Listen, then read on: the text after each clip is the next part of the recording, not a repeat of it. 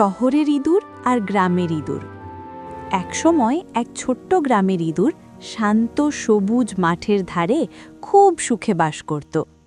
একদিন তার এক আত্মীয় শহরের ইঁদুর তার সঙ্গে দেখা করতে এলো। গ্রামের ইঁদুরটি খুবই অতিথিপরায়ণ ছিল। সে তার অতিথিকে গমের শীষ, শিকড় আর বাদাম দিয়ে আপ্যায়ন করল। শহরের ইঁদুরটি একটু একটু করে খেতে লাগল এবং বলল, আরে এই খাবারগুলো কত সাধারণ। শহরে আমরা কেক, চিজ আর কত রকম সুস্বাদু মিষ্টি খাই।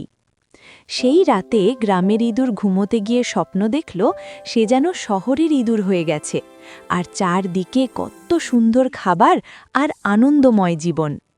পরের দিন সকালে সে বলল, ভাই, আমি তোমার শহরটা দেখতে চাই। তারপর তারা দুজনে একসাথে শহরের পথে রওনা দিল। শহরের ইঁদুরের বড় বাড়িতে পৌঁছে গ্রামের ইঁদুর অবাক হয়ে গেল।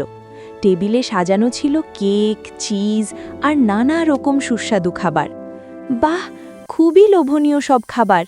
কিন্তু সে যখনই একটা কেক খেতে যাবে ঠিক তখনই মিয়াও, একটা বড় বিড়াল দরজায় আঁচড়াতে লাগল। দুই ইঁদুর ভয় পেয়ে দৌড়ে গিয়ে লুকিয়ে পড়ল। তারা এতটাই ভয় পেয়েছিল যে শ্বাস নিতেও সাহস পাচ্ছিল না। কিছুক্ষণ পরে তারা ধীরে ধীরে বেরিয়ে এলো, কিন্তু হঠাৎ ঢাম, দরজা আবার খুলে গেল। মানুষজন ঢুকল আর একটা বড় কুকুর জোরে ঘেউ ঘেউ করতে লাগল। গ্রামের ইঁদুর ভয়ে কাঁপতে লাগল। সে বলল, এবার যথেষ্ট হয়েছে, আমার একদম ভালো লাগছে না। সে তাড়াতাড়ি তার ছোট ব্যাগ গুছিয়ে নিয়ে বলল, তোমার কাছে অনেক ভালো ভালো খাবার আছে, কিন্তু আমি আমার সেই সাধারণ গ্রামেই থাকতে চাই, যেখানে শান্তি আর নিরাপত্তা আছে।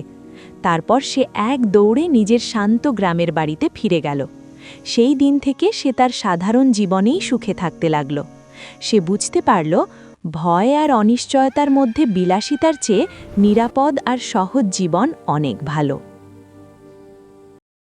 তাহলে বন্ধুরা, আজকের গল্পটি যদি তোমাদের ভালো লেগে থাকে তাহলে অবশ্যই একটা লাইক করে দিও।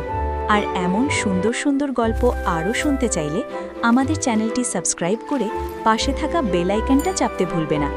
দেখা হবে খুব শীঘ্রই নতুন আরেকটি মজার গল্প নিয়ে।